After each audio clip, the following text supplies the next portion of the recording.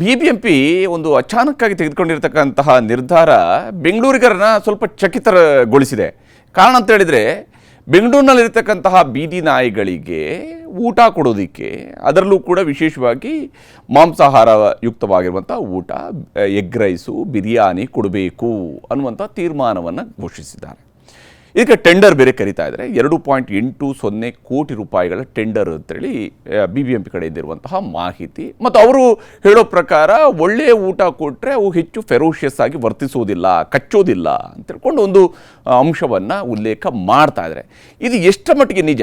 ಬೀದಿ ನಾಯಿಗಳು ಕೂಡ ಬದುಕಬೇಕು ಮತ್ತು ಅವುಗಳು ಆರೋಗ್ಯಯುತವಾಗಿ ಇರಬೇಕು. ನಗರ ಪ್ರದೇಶದಲ್ಲಿ ಇರುವ ಸಂದರ್ಭದಲ್ಲಿ ಅದರಲ್ಲಿ ಯಾರಿಗೂ ಅನುಮಾನಗಳಿಲ್ಲ. ಯಾಕಂದರೆ ಅವು ಆರೋಗ್ಯಯುತವಾಗಿರಬೇಕು, ಅವುಗಳನ್ನು ಹಾಗೆ ಬದುಕೋದಕ್ಕೆ ಬಿಡಬೇಕು ಅನ್ನೋಂಥದ್ದು ಸಹಜವಾಗಿರ್ತಕ್ಕಂಥ ಅಂಶ. ವಿಚಾರ ಇರುವಂಥದ್ದು ನೀವು ಎಷ್ಟು ಖರ್ಚು ಮಾಡ್ತೀರಿ, ಹೇಗೆ ಲೆಕ್ಕ ಇಡ್ತೀರಿ, ಮತ್ತು ಈ ಖರ್ಚು ನಾಯಿಗಳ ಮೇಲೆ ನೀವು ಇಷ್ಟು ಖರ್ಚು ಮಾಡ್ತಾ ಇರುವಂತಹ ನೀವು ಮಕ್ಕಳ ಮೇಲೂ ಕೂಡ ಯಾವ ಸ್ವರೂಪದಲ್ಲಿ ಖರ್ಚು ಮಾಡ್ತೀರಿ BBMPಯವರು? ಈ ಪ್ರಶ್ನೆಗಳನ್ನು ಹುಟ್ಟು ಹಾಕತ್ತೆ. ನಮ್ಮ ಜೊತೆಗೆ ಗಣೇಶಾನಂದ್ ಅವರು ಜಾಯ್ನ್ ಆಗಿದ್ದಾರೆ. ಹಾಗೆಯೇ ವೀರೇಶ್ ಅವರು ಕೂಡ ಜಾಯ್ನ್ ಆಗ್ತಾರೆ ಮುಂದಿನ ಹಂತದಲ್ಲಿ. ಗಣೇಶಾನಂದ್ ಅವರೇ, ತಮ್ಮ ಪ್ರಕಾರ BBMPಯ ಈ ಯೋಚನೆಯ ಬಗ್ಗೆ, ತಾವೊಬ್ಬ ಡಾಗ್ ಬ್ರೀಡರ್ ಆಗಿ ಕೂಡ ಇದ್ಕೊಂಡು ನೋಡೋದಿದ್ರೆ, ತಮ್ಮ ಪ್ರಕಾರ ಇದು ಒಳ್ಳೆ ನಿರ್ಧಾರನಾ? ಎಷ್ಟು ಫುಡ್ ಕೊಡಬೇಕು ಅಂತೇಳಿ ಹೆಂಗೆ ಡಿಸೈಡ್ ಮಾಡ್ತೀರಿ? ಎಲ್ಲ ನಾಯಿಗಳಿಗೂ ಏಕ ಪ್ರಮಾಣದಲ್ಲಿ ಎಲ್ಲಕ್ಕೂ ಕೂಡ 200 ಗ್ರಾಮ್ಸ್ 150 ಗ್ರಾಮ್ಸ್ ಈ ಥರದಲ್ಲೇ ಫುಡ್ ಕೊಡಬೇಕು ಅನ್ನೋಂಥದ್ದು ಏನಾದ್ರು ಇದೆಯಾ, ಹೇಗೆ ಅಂತ? ಫಸ್ಟ್ ಆಫ್ ಆಲ್ ಏನಂದ್ರೆ, ಬೀದಿ ನಾಯಿಗಳಿಗೂ ಬದುಕುವ ಹಕ್ಕಿದೆ. ಮತ್ತೆ ದೇ ಆರ್ ಅಲರ್ಟ್ ಟು ಈ ಸೊಸೈಟಿಲಿ ಅವು ಒಂದು ಪಾರ್ಟ್ ಆಫ್ ದ ಲೈಫ್.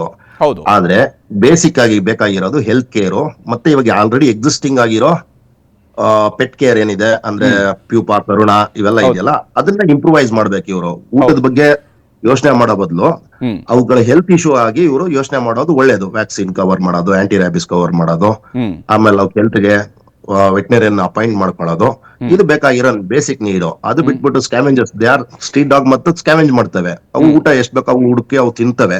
ಇನ್ನೊಂದು, ಆ ಏರಿಯಾದಲ್ಲಿ ಇರೋರು ಫೀಡು ಮಾಡ್ತಾ ಇರ್ತಾರೆ. ಎಷ್ಟೋ ಜನ ಇದಾರೆ ಫೀಡ್ ಮಾಡೋರು, ಬೀದಿ ನಾಯಿ ಫೀಡ್ ಮಾಡೋರು ಗೌರ್ಮೆಂಟ್ ಗಿಂತ ಚೆನ್ನಾಗಿ ಕೆಲಸ ಮಾಡ್ತಾರೆ.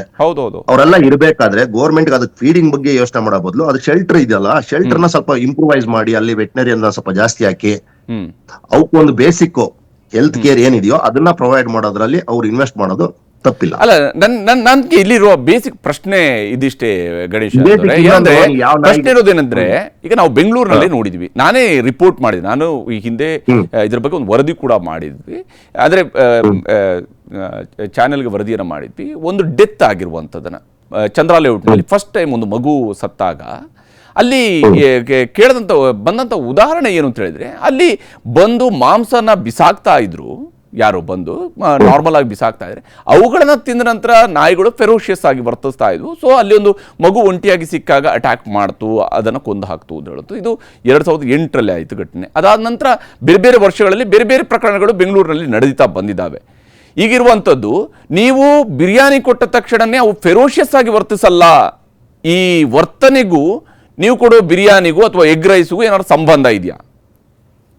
ಫಸ್ಟ್ ಆಫ್ ಆಲ್ ಇದು ನಾಯಿ ಬಗ್ಗೆ ಮಾತಾಡೋದಾದ್ರೆ, ನಾಯಿಗೂ ಬಿರಿಯಾನಿಗೂ ಇದ್ರ ಸಂಬಂಧ ಕಲ್ಪಿಸೋದು ತಪ್ಪು. ಇನ್ನೊಂದು ಫೀಡಿಂಗ್ ಅವಕ್ ಬೇಕು, ಇಲ್ಲ ಅಂತಲ್ಲ. ಬಿರಿಯಾನಿ ಇದು ಈಗ ಅದು ನೀವ್ ಹೇಳಿದ್ರಲ್ಲ, ಈಗ ಒಂದು ನಾಯಿ ಬಂದ್ಬಿಟ್ಟು ಮಗು ಕಸ್ತು ಅಂತ ಅಲ್ಲಿ ಡಸ್ಟ್ ಇದನ್ನ ಗಾರ್ಬೇಜಸ್ ಥ್ರೋ ಮಾಡ್ತಾ ಇದ್ರು, ಚಿಕನ್ ಥ್ರೋ ಮಾಡ್ತಾ, ಅದು BBMP ಅವ್ರ ತಪ್ಪು, ಅದು ನಾಯಿ ತಪ್ಪಲ್ಲ. ಫಸ್ಟ್ ಅವರು ಅದನ್ನ ಏರಿಯಾ ವೈಸ್ ಕ್ಲೀನಿಂಗ್ ರೇಷಿಯೋ ಅವ್ರದ್ದಿರೋದು. ಅಲ್ಲಿ ನಾಯಿ ಬಂತು, ನಾಯಿಯಿಂದ ಇದಾಯ್ತು, ಆಮೇಲೆ ನಾಯಿ ಪೀರಿಯಡಿಕಲ್ ಸೈಕಲ್ಸ್ ಇರ್ತವೆ. ಆ ಟೈಮಲ್ಲಿ ಸ್ವಲ್ಪ ಟೆಸ್ಟ್ರಾನ್ ಎಲ್ಲ ಇನ್ಕ್ರೀಸ್ ಇರುತ್ತೆ. ಆ ಟೈಮಲ್ಲಿ ಶೋಸ್ ದ ಸಿಂಪ್ಟಮ್ಸ್ ಆಫ್ ಇದು. ಅದಕ್ಕೆ ಅವ್ರಿಗೆ ಜನನ ಕಂಟ್ರೋಲ್ ಮಾಡಿ ಅಂತ ಹೇಳ್ತಾ ಇರೋದು. ಇನ್ಕ್ರೀಸ್ ಮಾಡಿ, ವೆಟನರಿ ಸ್ಟಾಫ್ ಇನ್ಕ್ರೀಸ್ ಮಾಡಿ, ಅವನು ಸಂತತಿ ಇದನ್ ಮಾಡೋದು ಇದ್ ಮಾಡಿ ಆಪರೇಷನ್ ಮಾಡಿಸಿ, ಅದರಿಂದ ಬರ್ತ್ ಕಂಟ್ರೋಲ್ ಮಾಡಿದ್ರೆ ನಿಮ್ಗೆ ಆಟೋಮೆಟಿಕ್ ಆಗಿ ಇದು ಕಮ್ ಡೌನ್ ಆಗುತ್ತೆ. ಹೌದು. ನೀವು ಬಿರಿಯಾನಿ ಕೊಟ್ಟ ತಕ್ಷಣ ನಾಯಿ ಕಚ್ಚಲ್ಲ ಅಂತೇನ? ಆ ಬಿರಿಯಾನಿಗೋಸ್ಕರ ಫೈಟ್ ಆಗ್ಬಿಟ್ಟು ಕಚ್ಚಲ್ಲ ಅಂತೇನಾರ ಇದೆಯಾ? ಈಗ ನೆಕ್ಸ್ಟ್ ಕ್ವಶನ್ ಬರುವಂಥದ್ದು ಇಲ್ಲೇನೆ ಗಣೇಶಾನಂದ್ ಅವರೇ, ಏನಂದ್ರೆ, ಈಗ ನೀವು ರೈಟ್ ಹೇಳಿದ್ರಿ, ಅವಾಗಲೇ ಹೇಳಿದ್ರಿ, ಬೆಂಗಳೂರಲ್ಲಿ ಅನೇಕ ಜನ ಫೀಡ್ ಮಾಡೋರು ಇದ್ದಾರೆ. ಈಗ ನಾನು ನಮ್ಮ ಬಸವನಗುಡಿ ಸುತ್ತಮುತ್ತಲು ನೋಡಿದಾಗ ಬೇರೆ ಬೇರೆ ಏರಿಯಾಗಳಲ್ಲೂ ಕೂಡ ಮಾಡ್ತಾರೆ. ಬಸವನಗುಡಿ ಸುತ್ತಮುತ್ತಲು ಇರುವಂಥ ಏರಿಯಾದಲ್ಲಿ ನೋಡಿದಾಗ ಅಲ್ಲಿ ಪ್ರತಿನಿತ್ಯ ರಾತ್ರಿ ಜನ ಬೇರೆ ಬೇರೆಯವರು ಬಂದು, ಅದು ಕರೆಕ್ಟಾಗಿ ಏನೋ ಅದನ್ನೇನೋ ನೆಲದಲ್ಲೂ ಹಾಕೋದಿಲ್ಲ, ಕರೆಕ್ಟಾಗಿ ಅದಕ್ಕೊಂದು ಪೇಪರ್ ಕವರ್ ಇಟ್ಟು ಅದರ ಮೂಲಕವಾಗಿನೇ ಫುಡ್ ಅನ್ನು ಹಾಕ್ತಾರೆ. ಮತ್ತೆ ಬಹಳ ಹೆಲ್ದಿಯಾಗಿ ಅಲ್ಲಿರುವಂತಹ ಬೀದಿ ನಾಯಿಗಳನ್ನು ಕೂಡ ನಾವು ನೋಡ್ತಾ ಇರ್ತೀವಿ. ಬಹುತೇಕ ಏರಿಯಾಗಳಲ್ಲಿ ಹೆಲ್ದಿಯಾಗಿ ಇದಾವೆ. ದೇರ್ ಆರ್ 400 ಅಲ್ಲ, ನಂದೇ ಸ್ಟ್ರೀಟ್ ಡಾಗ್ ಕಮ್ಯುನಿಟಿ 400 ಮೆಂಬರ್ ಇದ್ದಾರೆ. ಹಾ ಹಾ they take care and there ಏರಿಯಾದಲ್ಲಿ ತುಂಬಾ ಜನ ಇದ್ದಾರೆ. ನಮ್ದೇ ಸ್ವಯಂ ಸೇವಾ ಸಂಘ ಅಂತಿದೆ ಇಲ್ಲಿ ನಾಗರಬಾವಿಲಿ. We also do that. ತಗೊಂಡೋಗೋದು, ಅವಕ್ಕೆ ಟ್ರೀಟ್ಮೆಂಟ್ ಕೊಡ್ಸೋದು, ಈ ರೋಡಲ್ಲಿ ಆಕ್ಸಿಡೆಂಟ್ ಆಗಿರುತ್ತೆ, ಸೊ ವಿ ಡೂ ದಟ್. ಹೌದು. ಈಗ ಅದನ್ನ ದುಡ್ಡಿನ ಆಸೆ ಇಲ್ಲದೆ ಮಾಡ್ತಿರೋಂಥದ್ದು, ಅದೊಂದು ಖುಷಿ ಕೊಡುತ್ತೆ, ಮನಸ್ಸಿಗೆ ಸಮಾಧಾನ ಕೊಡುತ್ತೆ ಅಂದ್ರೆ ಮಾಡ್ತಾ ಇದೀರಿ ಅಲ್ವಾ? ಹೌದು. ಈಗ 2,80,00,000 ರೂಪಾಯಿಯ ಟೆಂಡರ್ನ ಕರೆದು ಒಂದು ನಾಯಿಗೆ ನಾವು 22 ರೂಪಾಯಿ 46 ಪೈಸೆ ಸಮಥಿಂಗ್ ಏನೋ ಇದೆ, ಅದು 22 ರೂಪಾಯಿಂದ 23 ರೂಪಾಯಿಯ ನಡುವೆ ಇರುವಂಥ ರೇಟ್ ಏನೋ ಸದ್ಯಕ್ಕೆ ಇರುವಂಥ ಫಿಕ್ಸ್ ಆಗಿರುವಂಥ ರೇಟ್ ಅನ್ನೋ ಥರದಲ್ಲಿ ಕಾಣ್ತಾ ಇದೆ ಅದು. ಇದನ್ನ ಯಾರು ಮಾನಿಟರ್ ಮಾಡ್ತಾರೆ? ಎಕ್ಸಾಕ್ಟ್ಲಿ 600-700 ನಾಯಿಗಳಿಗೆ ಇದು ಹೋಗಿದೆಯಾ ಇಲ್ಲ ಅಂತೇಳಿ ಯಾರು ನೋಡಿ? ನಾಯಿಗಳು ಬಂದು ಹೇಳ್ತಾವ BBMPಗೆ ಬಂದು? ಇಲ್ಲ, ಒಂದ್ ನಿಮಿಷ ಇದಕ್ಕೆ ಕೇಳ್ತೀನಿ. ಫಸ್ಟ್ ಡಾಗ್ ಸೆನ್ಸಸ್ ಆಗಿದೆಯಾ ಅಂತ ಫಸ್ಟ್ ಕೇಳಿ ಸರ್, ಯಾವ ಏರಿಯಾದಲ್ಲಿ ಎಷ್ಟಿದೆ ಅಂತ ಕೇಳಿ. ಅಲ್ಲೇ ಇರುವಂತ ಸಂಘ ಸ್ವಯಂ ಇದಕ್ಕೆ ಸ್ಟ್ರೀಟ್ ಡಾಗ್ ಇದಾವೆ, ಎಲ್ಲಾ ಏರಿಯಾದಲ್ಲೂ ಇದಾವೆ, ಆಲ್ಮೋಸ್ಟ್ ಆ ಏರಿಯಾ ಲೊಕ್ಯಾಲಿಟಿಲಿ ಇದಾರೆ. ನೀವು ಗೌರ್ಮೆಂಟ್ ಹಂಗಿಂದ ಇದ್ ಮಾಡ್ಬೇಕು ಅಂದ್ರೆ let them provide fund for those societies. ಎಷ್ಟೋ ಇದಾವೆ. ಇವಾಗ ನೀವು ಆನ್ಲೈನ್ ಹೋದ್ರೆ ಸ್ಟ್ರೀಟ್ ಡಾಗ್ ಸ್ಟೇ ಡಾಗ್ಸ್ ಇಟ್ಕೊಳ್ಳೋ ಕಮ್ಯುನಿಟಿ ಬಂದ್ಬಿಟ್ಟು ತುಂಬಾ ಇದಾವೆ. Run like in NGO. ಆಮೇಲೆ they getting a fund from abroad also.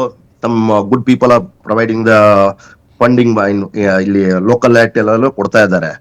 ಇದು ಗೌರ್ಮೆಂಟ್ಗೆ ಬೇರೆ ಯಾವ್ದು ಸಿಕ್ಲಿಲ್ಲ ಅಂತ ಈಗ ನಾಯಿ ಕಾಸಕ್ಕೆ ಬಂದಂಗ ಆಯ್ತಿದು. ಇಲ್ಲಿ ಲೆಕ್ಕ ಯಾರಿಗೆ ಸಿಗುತ್ತೆ ಕಡೆಗೆ ಅಂತ? ಈಗ ಯಾವ ನಾಯಿನೂ ಬಂದು ರಿಪೋರ್ಟ್ ಮಾಡಲ್ಲ ಸರ್. ಫಸ್ಟ್ ಆಫ್ ಆಲ್ ನಾಯಿ ಕೊಟ್ಟಿದ್ದಾರೆ ಕೊಟ್ಟಿಲ್ಲ ಅಂತ ಹೇಳುತ್ತೆ ಅದು ಬಂದು, ಯಾವ್ದು ಹೇಳಲ್ಲ. ಇನ್ನೊಂದು ಸೆನ್ಸಸ್ ಇಲ್ಲದೆ ಇರೋದಕ್ಕೆ ನೀವು ಹೆಂಗೆ ಇದು ಇಷ್ಟು ಖರ್ಚಾಯ್ತು, ಇಷ್ಟು ಮಾನಿಟರ್ ಆಯ್ತು ಅಂತ ಹೆಂಗ್ ಮಾನಿಟರ್ ಮಾಡ್ತೀರಾ? ಅಲ್ಲ, ಮೋರೋವರ್ ಈಗ ನೀವು ಡೈಲಿ ಅವುಗಳ ಜೊತೆಗೆ ಅವುಗಳನ್ನ ಡೀಲ್ ಮಾಡ್ತಾ ಇರೋದ್ರಿಂದಾಗಿ ತಮ್ಮ ಜೊತೆ ಕೇಳುವಂತದ್ದು, ಈಗ ಡೈಲಿ ಆ ನಾಯಿಗಳು ಅದೇ ಟೈಮಲ್ಲಿ ಅಲ್ಲೇ ಇರ್ತವೆ ಅಂತ ಎಕ್ಸಾಕ್ಟ್ ಆಗಿ 100% ಹೇಳೋದಕ್ಕೆ ಸಾಧ್ಯ ಆಗತ್ತೆ ಯಾವತ್ತಾದ್ರೂ? ಇಲ್ಲ, ಇರ್ತವೆ. ಈ ರೋಡಲ್ಲಿ ಈಗ ನಮ್ಮ ಮನೆ ರೋಡಲ್ಲಿ 13 ನಾಯಿ ಇದೆ. ಎಲ್ಲದಕ್ಕೂ ಬಂದ್ಬಿಟ್ಟು ಬರ್ತ್ ಕಂಟ್ರೋಲ್ ಆಗಿ ಇದು ಬರ್ತ್ ಕಂಟ್ರೋಲ್ ಇದ್ ಮಾಡ್ತಿದೀವಿ. ಮತ್ತೆ ಎವ್ರಿ ಇಯರ್ ನಾವೇ ವ್ಯಾಕ್ಸಿನ್ ಮಾಡ್ಕೊಂತೀವಿ, ಆಂಟಿ ರೇಬಿಸ್ ಮಾಡ್ಕೊಂತೀವಿ. Even they will byte the stranger's. ಯಾರೇ ಗಾಡಿಲಿ ಬಂದ್ರು ಗಾಡಿಲಿ ಯಾವ್ದೋ ಮೂವಿಂಗ್ ಪಾರ್ಟ್ ನೋಡಿದ್ರೆ ಚೇಂಜ್ ಮಾಡೇ ಮಾಡ್ತವೆ. ಇವನ್ ಸಮ್ ಟೈಮ್ ಸ್ಕ್ರಾಚಸ್ ಆಗ್ತಾ ಇದೆ, ಆಗತ್ತೆ. So it is common thing. ಆಮೇಲೆ 13 ನಾಯಿಗೆ ಯಾರೋ ಒಬ್ರು ಮನೇಲಿ ಡೈಲಿ ಒಬ್ರು ಫೀಡ್ ಮಾಡ್ತಾನೆ ಇರುತ್ತೆ. ನಮ್ಮ ಮನೇಲಿ ಉಳಿದಿದ್ರೆ ಮಾಡ್ತೀವಿ, ಇಲ್ಲಾಂದ್ರೆ ರೆಗ್ಯುಲರ್ ಆಗಿ ನಾವು ವೀಕ್ಲಿ ಒನ್ಸ್ ಫೀಡ್ ಮಾಡೇ ಮಾಡ್ತೀವಿ.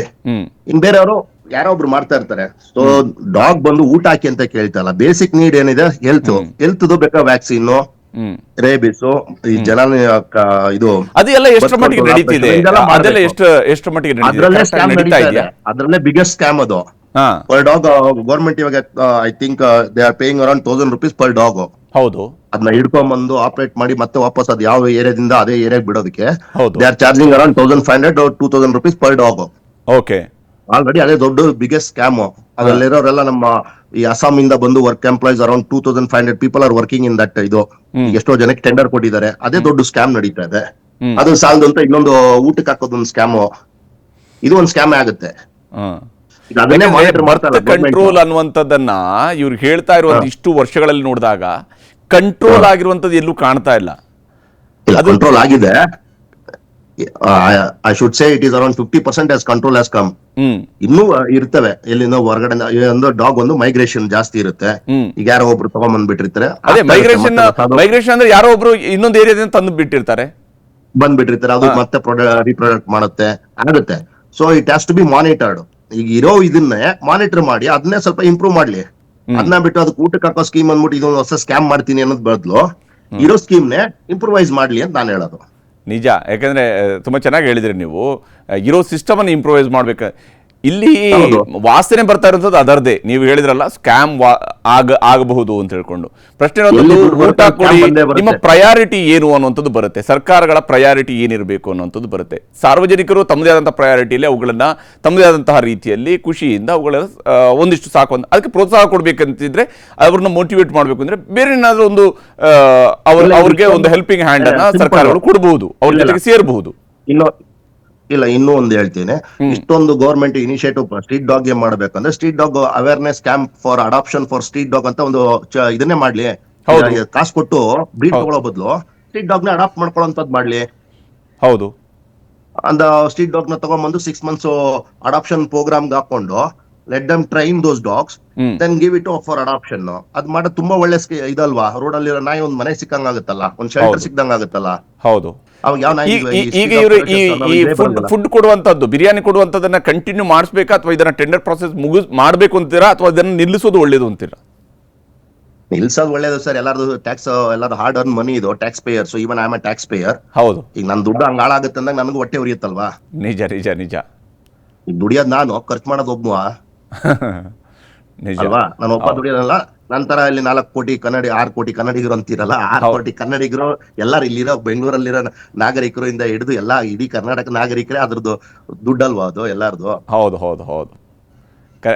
ತುಂಬಾ ಚೆನ್ನಾಗಿ ಹೇಳಿದ್ರಿ ಗಣೇಶ್ ಅವರೇ.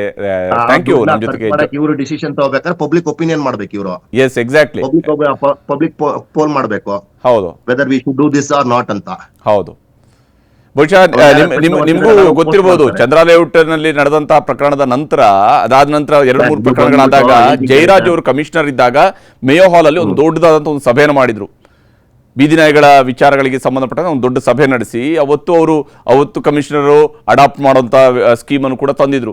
ಆ ರೀತಿ ಅಂತ ಯಾವುದೇ ಡಿಸ್ಕಷನ್ ಇಲ್ಲದೆ ಏಕಾಏಕಿಯಾಗಿ ನಾವು ಬಿರಿಯಾನಿ ಕೊಡ್ತೀವಿ, ಅದಕ್ಕೆ ಟೆಂಡರ್ ಕರಿತೀವಿ ಅಂತ ಹೇಳಿದ್ರೆ ಸರ್, ಇವಾಗ ನಾಯಿ ಬಿರಿಯಾನಿ ಕೇಳ್ತದೆ ಅಂತಾರೆ, ನಾಳೆ ಇದು ಜನನ ಸಂತತಿ ಪ್ರೊಡ್ಯೂಸ್ ಮಾಡೋ ಅಂತ ನಾಯಿಗೆ ಮದುವೆ ಮಾಡಿಸ್ತಾರ ಇವರು?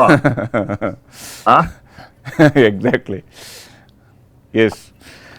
ಧನ್ಯವಾದ ಗಣೇಶ್ ಅವರೇ, ನಮ್ಮ ಜೊತೆಗೆ ಜಾಯ್ನ್ ಆಗಿ ತಮ್ಮ ಅಭಿಪ್ರಾಯವನ್ನು ಶೇರ್ ಮಾಡ್ಕೊಂಡಿದ್ದಕ್ಕಾಗಿ. ಇದು ಭಾಳ ವ್ಯಾಲಿಡ್ ಆಗಿರ್ತಕ್ಕಂಥ ಪ್ರಶ್ನೆಗಳನ್ನು ಅವರು ಕೂಡ ಎತ್ತಿದ್ರು. ಯಾಕಂದರೆ ನೋಡಿ, ನಾಯಿಗಳನ್ನು ಸಂರಕ್ಷಣೆ ಮಾಡ್ತಿದ್ದೀವಿ, ನಾವೇ ಒಂದು ಸಂಘಟನೆ ಮೂಲಕವಾಗಿ ನಾವುಗಳೇ ಸೇರಿಕೊಂಡು ನಾಯಿಗಳ ಸಂತತಿಯನ್ನು ಮತ್ತು ಅವುಗಳನ್ನು ಉಳಿಸ್ಕೊಳ್ಳುವಂಥದ್ದು ಮತ್ತು ಪ್ಲಸ್ ಅವುಗಳ ಆರೋಗ್ಯವನ್ನು ಕಾಪಾಡ್ಕೊಳ್ಳೋದ್ರ ಕಡೆಗೆ ನಾವು ಕೆಲಸ ಮಾಡ್ತಾ ಇದ್ದೀವಿ ಅನ್ನುವಂಥವರೇ ಹೇಳ್ತಾ ಇದ್ದಾರೆ. ಈ ರೀತಿಯಾದಂಥ ಬಿರಿಯಾನಿ ಕೊಡ್ತೀವಿ ಅಥವಾ ಎಗ್ ರೈಸ್ ಕೊಡ್ತೀವಿ ಅನ್ನುವಂತಹ ನಿಟ್ಟಿನಲ್ಲಿ ಯೋಚನೆ ಮಾಡೋದು ಸರಿಯಲ್ಲ. ಇದು ಜನರ ತೆರಿಗೆಯ ಹಣ. ಜನರ ತೆರಿಗೆಯ ಹಣವನ್ನು ಜವಾಬ್ದಾರಿಯುತವಾಗಿ ಹಂಚಿಕೆ ಮಾಡಬೇಕಾಗಿರುವಂಥದ್ದು ಸರ್ಕಾರಗಳ ಜವಾಬ್ದಾರಿ. ಆದರೆ ತನಗೆ ಬೇಕಾದಂತಹ ರೀತಿಯಲ್ಲಿ ಇದಕ್ಕೆ ಟೆಂಡರ್ ಮಾಡಿಕೊಂಡು ನಾವು ಬಿರಿಯಾನಿ ಕೊಡ್ತೀವಿ, ನಾವು ಎಗ್ ರೈಸ್ ಕೊಡ್ತೀವಿ ಅಂತ ಹೇಳ್ತಾ ಇರೋಂಥದ್ದಿದೆಯಲ್ಲ, ಇದು ಮೂರ್ಖತನದ ಪರಮಾವಧಿ ಅನ್ನೋದೇ ಬೇರೆನೇನೂ ಇಲ್ಲ. ಇದನ್ನು BBMP ನಿಲ್ಲಿಸುತ್ತಾ ಅನ್ನೋದನ್ನು ನೋಡಬೇಕಿದೆ.